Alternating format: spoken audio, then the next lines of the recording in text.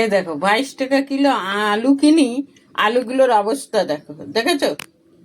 এই আলুওয়ালাকে বললে বিশ্বাস করবে? এই দেখো, দেখো দেখিনি, এ দুটো আলু কমের পক্ষে 250-300 হবে। দেখো আলুগুলোর অবস্থা। এই আলু রান্না করা যায় বলো তো? কি বলবো, না কিছু বলার আর নেই। এবার আলুওয়ালাকে বলবো, সেও বিশ্বাস করবে না। আর আলুওয়ালাকে বলেই বা লাভ কি? সে তো আর আলুর ভেতরে ঢোকেনি, তাই না? যাই হোক, আর কি করব।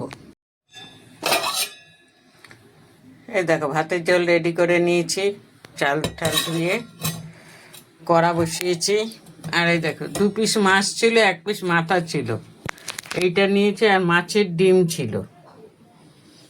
আর কেটে নিয়েছি উচ্ছে, আলু, কাঁচা লঙ্কা, পেঁয়াজ, টমেটো, সিম, আলু, ধনেপাতা, কাঁচা লঙ্কা।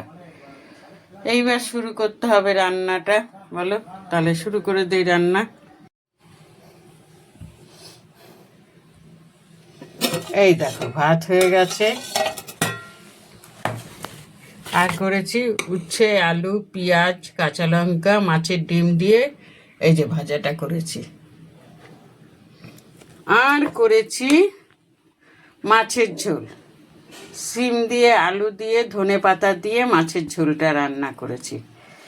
তো এই মাছের ঝোলটা রান্না কেমন হয়েছে তোমরা কিন্তু একটু কমেন্ট করে জানিও। এই দুটো রান্না কেমন হয়েছে তোমরা একটু কমেন্ট করে জানিও, ঠিক আছে?